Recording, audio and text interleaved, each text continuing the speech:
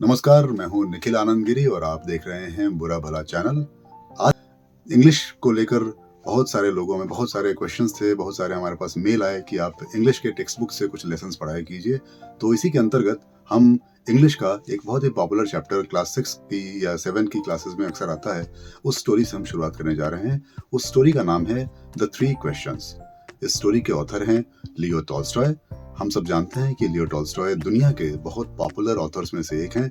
Russia से इनका ताल्लुक रहा है और उन्होंने कई सारे फेमस नॉवेल्स लिखे हैं, जैसे वॉर एंड पीस और बहुत सारे नॉवेल्स आप जानते हैं। द 3 क्वेश्चंस एक बड़ी अच्छी कहानी है जो बच्चों को ज़रूर पढ़नी चाहिए और ये कई सारे स्कूलों में पढ़ाई भी जाती है। वैसे भी आपको पढ़ना चाहिए। इस स्टोरी का जो एसेंस है, जो समरी है, वो ये है कि एक राजा के दिमाग में 3 सवाल बार बार उसे परेशान करते हैं और वो सवाल क्या हैं और उस सवालों का जवाब कैसे मिलता है। द 3 क्वेश्चंस उसकी कहानी है। आखिर में एक कहानी के साथ एक मोरल ऑफ द स्टोरी भी है जो हम कहानी पढ़ते पढ़ते आपको समझाएंगे। उम्मीद है कि आपको हमारा ये प्रयास अच्छा लगेगा। अगर सब कुछ ठीक लगे तो हमारा चैनल सब्सक्राइब ज़रूर कीजिएगा और जो सवाल आपके दिमाग में बनते हैं आप हमें सुझाव के तौर पर कमेंट बॉक्स में ज़रूर भेजिएगा। बहुत बहुत शुक्रिया। तो अब ज़्यादा देर न करते हुए आइए हम शुरू करते हैं इस स्टोरी को। Wish you happy reading. Let us start this story, the 3 questions. मैं पूरा चैप्टर पढ़ूंगा और बीच बीच में जो इम्पोर्टेंट वर्ड्स हैं, जो उनकी मीनिंग्स है, वो भी आपको कोशिश करूंगा कि समझाता चलूं। It once occurred to a certain king that if he always knew just when to undertake everything he did, if he knew which were the right and which the wrong people to deal with, and above all, if he always knew what was the most important thing to do, he would never fail in anything. एक बार की बात है, एक राजा के दिमाग में ख्याल आया कि काश वो जान पाता कि क्या गलत है, क्या सही है और इससे ऊपर सबसे ज़रूरी वो क्या काम है जो उसे ज़रूर ही करना चाहिए। Having thus thought, the king proclaimed throughout his kingdom that he would give a large reward to anyone who would teach him how to know the proper moment for every deed. तो इस सवाल के बाद राजा ने एक घोषणा की। Proclaimed आपने देखा होगा, लिखा हुआ है यहाँ पर। प्रोक्लेम्ड मतलब कोई मुनादी या घोषणा जो राजा करवाते थे, डिक्लेरेशन। तो उन्होंने किया कि वो बहुत बड़ा इनाम देंगे उस आदमी को जो उन्हें ये बताएगा कि सही काम करने का सही अवसर या सही वक्त कौन सा है। How to know who were the most essential people, और कैसे जाने कि सबसे ज़रूरी लोग कौन हैं। And how to decide which pursuits were of the greatest importance, और कैसे ये तय करें कि ज़िंदगी में कौन से काम सबसे ज़्यादा ज़रूरी होते हैं। तो ये 3 सवाल थे राजा के, जिस पर ये पूरी कहानी आधारित है। आगे पढ़ते हैं। Many learned men came to the king, but they all gave different answers to the question. तो बहुत सारे लोग उनके पास आए। लर्नेड मतलब एक एडजेक्टिव है जिसका मतलब होता है कि ज्ञानी लोग, जिनके पास बहुत ज़्यादा नॉलेज होता है, और वो अपना ज्ञान लेकर राजा के पास आए। In reply to the first question, some said that in order to know the right time for every action, one must draw up a schedule of days, months and years and strictly follow it.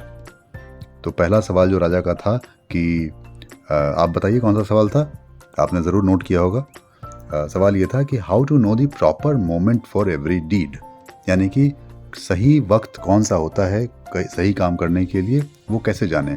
तो बहुत सारे लोगों ने समझाया कि एक आपको time table या शेड्यूल बनाना चाहिए, दिनों के हिसाब से, महीनों के हिसाब से, सालों के हिसाब से, और बहुत स्ट्रिक्टली फॉलो करना चाहिए। Only in this way, they said, could everything be done at the proper time. इसी तरीके से सारे काम सही वक्त पे किए जा सकते हैं। Others said that it was not possible to decide beforehand what to do and when to do it. One must not be distracted by vain amusements, but must be attentive to everything that happens and do whatever is required. तो कुछ लोग इससे उल्टा ख्याल भी लेकर आए कि ये हमेशा डिसाइड कर पाना पॉसिबल नहीं होता है पहले से ही कि कब क्या करना सही रहेगा। इसीलिए अचानक से कोई ख्याल दिमाग में आ जाए उस तरह से आदमी को नहीं सोचना चाहिए, और जब जो आए आपको ध्यानपूर्वक उसको समझना चाहिए, और तभी जब जैसी रिक्वायरमेंट है उसके हिसाब से आपको काम करना चाहिए। तो इस तरह के अलग अलग तरीके के लोग उनके पास आए, राजा के पास। आगे पढ़ते हैं। A third group said that no matter how attentive the king might be to what was going on, it was impossible for him to rightly decide the time for every action. फिर तीसरे तरीके के लोग भी आए और उन्होंने कहा कि कितना भी राजा ध्यान दे, ये असंभव है ये डिसाइड कर पाना कि किस काम के लिए सबसे सही वक्त क्या है। Therefore, he ought to have a council of wise men and act according to their advice. तो इस तरह से राजा को कई सारे जवाब मिले। The answers to the second question also varied. दूसरे सवाल के जवाब भी तरह तरीके के आए। Some said that the people the king most needed were his administrators. Some said the priests and some the physicians, while others said that the warriors were the most essential. तो इसमें एक वर्ड है administrators, जिसका मतलब होता है कि जो राजा के जो पब्लिक या बिजनेस अफेयर्स है, या किसी कंपनी के आज की तारीख में समझें तो, या किसी संस्थान के जो पूरा करता है, यानी प्रशासक जिसको कहते हैं हिंदी में, अधिकारी। तो कुछ लोगों ने कहा कि एडमिनिस्ट्रेटर सबसे ज़रूरी होते हैं, कुछ लोगों ने कहा कि प्रीस्ट यानी पुजारी सबसे ज़रूरी होते हैं। इस तरह से बहुत सारे लोग, कुछ लोगों ने कहा कि सिपाही सबसे ज़रूरी होते हैं। तो इस तरह से इस सवाल के भी जवाब कई सारे मिले। The answers to the third question as to what was the most important pursuit were equally diverse. Some said that science was the most important thing in the world. तो जैसा कि मैंने बताया कि परसूट का मतलब होता है कि कोई ऐसी चीज़ जिसको किया जाना चाहिए, है ना। तो कुछ लोगों ने कहा है कि साइंस सबसे ज़रूरी चीज़ होती है दुनिया की, कुछ लोगों ने कहा है कि military skill and others religious worship, कुछ लोगों ने कहा कि धार्मिक अनुष्ठान या पूजा पाठ सबसे ज़्यादा ज़रूरी होते हैं। The answers were all different, therefore the king agreed with none of them and rewarded no one. राजा बहुत ज़्यादा संतुष्ट नहीं हुआ और उसने किसी भी को भी, जैसा कि उसने घोषणा की थी, रिवॉर्ड या इनाम नहीं दिया। In order to find the true answer to the questions, he decided to consult a hermit who was famous for his wisdom. hermit कहते हैं वैसे सन्यासी या एकांतवास में जो रहते हैं, जो ज्ञानी लोग, है ना। तो वो राजा ने सोचा कि अब उनकी मदद ली जाए और देखा जाए कि उनके पास क्या जवाब हैं। उनका बहुत सारा नाम था पहले से ही, उनके विजडम के लिए लोग जानते थे उनको। The hermit never left the forest where he lived. लेकिन hermit वो वन में ही रहते थे, जंगल में ही, और वहाँ से वो कभी अपना स्थान छोड़कर कहीं जाते नहीं थे। He received no one but simple folk. The king therefore dressed himself as a simple villager. तो वहाँ सिर्फ आम आदमी लोग ही जाते थे उनके पास, तो राजा भी आम आदमी की तरह उन्होंने पोशाक पहनी, ड्रेस पहनी और वहाँ गए। He dismounted his horse before he reached the hermit's dwelling and left his knights behind. Dismantle एक शब्द यहाँ पे आया है, dismounted, जिसका मतलब कि अपने घोड़े को, जैसे कि हम गाड़ी को पार्क करते हैं, वैसे उन्होंने घोड़े को उनके जो आश्रम कह लें सन्यासी के, उनके थोड़ी दूर पे ही लगा दिया और फिर पैदल वहाँ तक पहुँचे। The king found the hermit digging a garden in front of his hut. राजा जब पहुँचे तो देखा कि जिनके पास वो गए थे, वो अपने घर के सामने जो बगीचा था वहाँ पर उसकी खुदाई कर रहे थे। When he saw the king, the hermit greeted him and immediately returned to his digging. जब वहाँ पहुँचे राजा, तो वो जो सन्यासी थे वो उनसे मिले और फिर वापस अपने काम पर लग गए। He was thin and frail, and each time he thrust his spade into the ground and turned a little clod of earth, he breathed heavily. देखने में बहुत ही दुबले पतले थे। फ्रेल एक शब्द है, वही दुबला पतला उसके लिए इस्तेमाल करते हैं। और हर बार जब भी वो अपना फावड़ा चलाते थे तो वो लंबी सांस उसके बाद भरते थे। जाहिर है उनको ज़्यादा मेहनत करनी पड़ रही थी क्योंकि वो दुबले पतले थे। The king went up to him and said, I have come to you, wise hermit, to ask you for the answers to 3 questions. वो राजा ने उनसे पूछा कि मैं आपके पास एक खास मकसद से आया हूँ, 3 सवालों के मुझे जवाब चाहिए। फिर से उन्होंने सवाल रिपीट किए। How can I learn to do the right thing at the right time?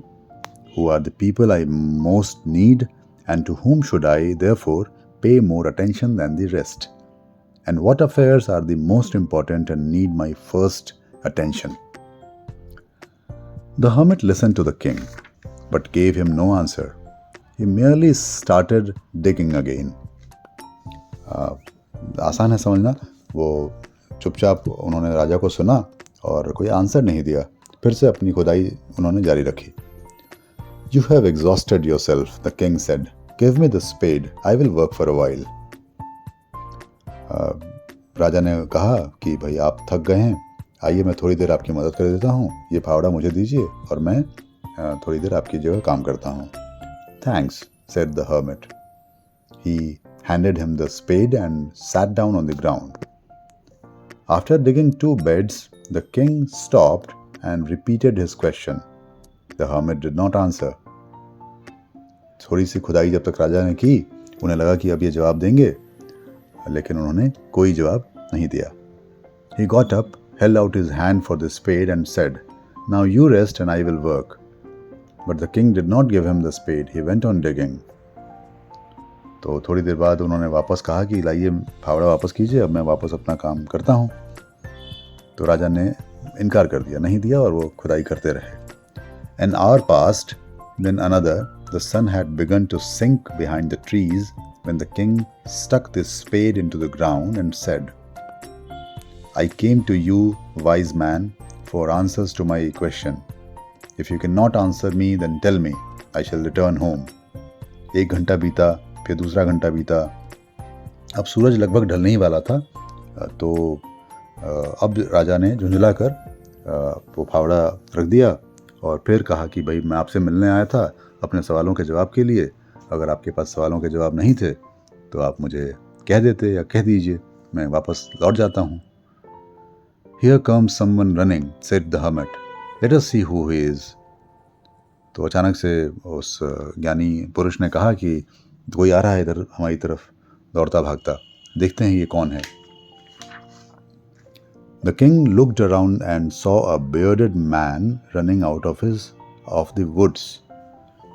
तो राजा ने नज़र घुमाई और देखा कि एक दाढ़ी वाला आदमी, बियर्ड मतलब दाढ़ी होती है, वो झाड़ियों से निकलकर भागा हुआ चला रहा है. The man held his hands pressed to his stomach. जो आदमी आ रहा था उसने अपने पेट को कस के हाथों से दबाया हुआ था. His hands were smeared with blood that flowed from his stomach. उसके पूरे हाथ जो हैं खून से सने हुए थे. Smeared मतलब जो खून के धब्बे या दाग जो पूरा उससे लगे हुए. He ran up to the king and fainted on the ground. The king and the hermit opened the man's clothing. There was a large wound in his stomach. उसके पेट में घाव था, जख्म था, खून पूरा पसरा हुआ था. The king washed it and bandaged it with his own handkerchief and the hermit's towel. तो दोनों ने फटाफट मदद की. किंग ने खुद ही उसे उसका जो जख्म था उसे धोया और उस पर पट्टी लगाई अपने रुमाल से. और but the flow of blood did not abate. लेकिन खून जो था वो रुकने का नाम नहीं ले रहा था. अबेट का मतलब कम हो जाना या रुक जाना. Again and again the king removed the bandage soaked with warm blood, washed it and bandaged the wound again. बार बार राजा कोशिश करता रहा लेकिन सफलता नहीं मिल रही थी. When the blood at last stopped flowing, the wounded man revived and asked for water. बहुत देर बाद, बहुत कोशिशों के बाद जब खून बहना रुका तो उस जख्मी जो घायल आदमी था उसने पानी मांगा. The king brought fresh water and gave him a drink. राजा कहीं से तुरंत पानी लेकर आया और उन्हें पीने को दिया. Meanwhile the sun had set and it grew cold. तभी रात होने लगी थी और थोड़ा सा मौसम सर्द हो गया, यानी कि थोड़ी ठंडक आ गई. So the king, with the hermit's help, carried the wounded man into the hut and laid him on the bed. तो राजा और जहाँ पे वो आए थे वो जो ज्ञानी पुरुष थे उनके मदद से जख्मी आदमी को उठाकर वो लोग भीतर ले गए और उनको बेड पर लिटा दिया. He closed his eyes and grew still. The king was so tired from his walk and the work he had done that he laid down on the threshold and fell asleep. He had a sound sleep, and when he woke up in the morning, it took him some time to realize where he was and recalled the bearded stranger lying on the bed, who was now gazing intently at him with luminous eyes. तो राजा इतना कुछ करके थक चुका था कि राजा को बहुत तेज़ नींद आ गई, और जैसे ही वो सोया सीधा सुबह ही उसकी आँख खुली, और सुबह उसको याद आया कि वो उसने मदद की थी किसी की, और देखा कि वो अब सामने उसको देख रहा है, सामने बैठा हुआ. "Forgive me," said the bearded man in a faint voice, when he saw that the king was awake and looking at him.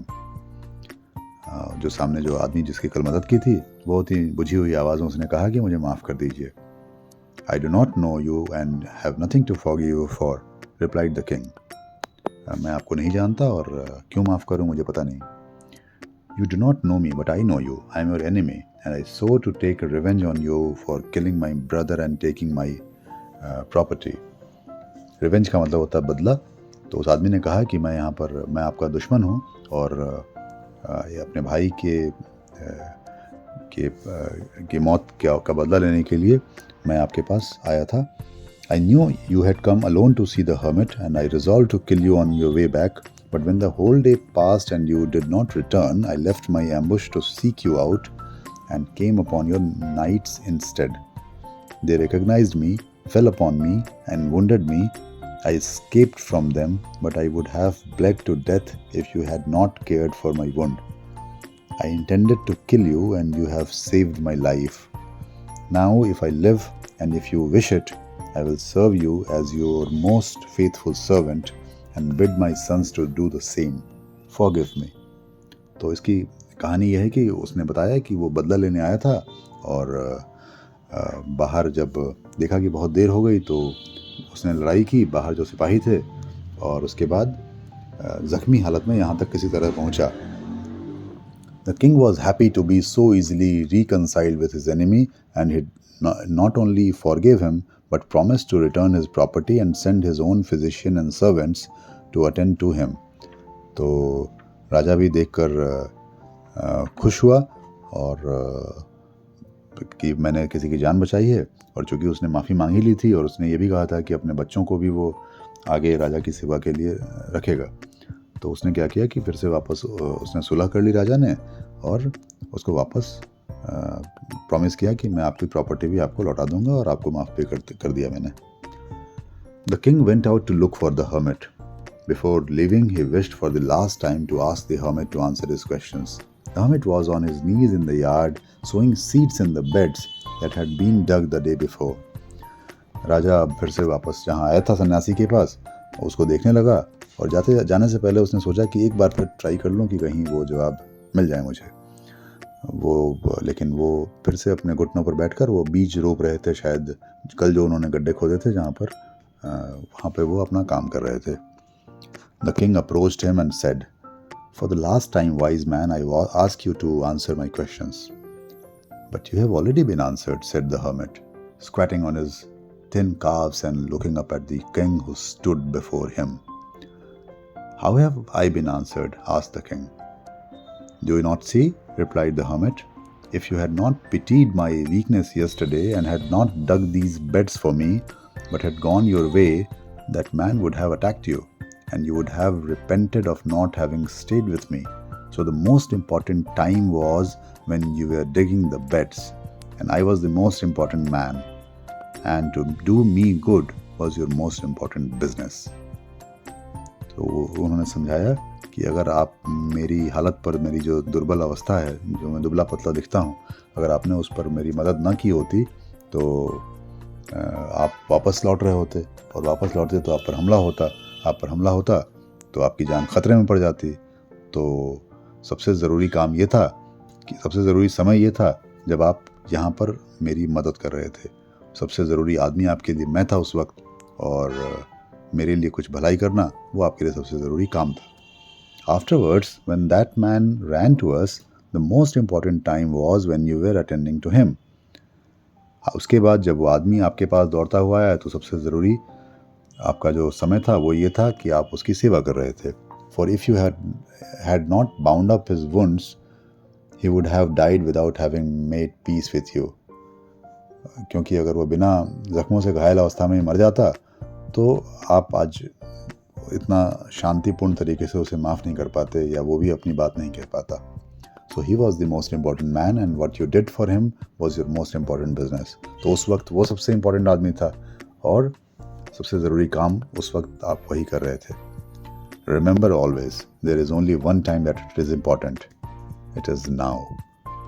तो अब राजा को ज्ञान मिला कि सबसे ज़रूरी काम क्या है, हम अभी क्या कर रहे हैं, वर्तमान सबसे ज़रूरी है. It is the most important time because it is the only time when we have any power. The most necessary man is he with whom you are, for no man knows whether he will ever have dealings with anyone else. And the most important thing to do is to do good, because for that purpose alone was man sent into this life. तो तीनों सवाल के जवाब राजा को मिल गए. तो इस तरह से ये कहानी ख़त्म होती है और आशा है कि आपको ये कहानी समझ में आई होगी और आप जो इसके क्वेश्चन आंसर्स हैं वो ज़रूर एक बार ट्राई करें और कमेंट बॉक्स में लिखें कि आपको कहानी में कोई प्रॉब्लम अगर आती हो तो आप ज़रूर कमेंट में लिखें. मुझे आपके सवालों का इंतज़ार रहेगा and we will try to solve the questions together. अगर कहीं दिक्कत होती है तो थैंक यू वेरी मच. अगर ये वीडियो और बुरा भला चैनल आपको पसंद आ रहा है तो सब्सक्राइब ज़रूर करें, अपने दोस्तों को भी कहें. शुक्रिया.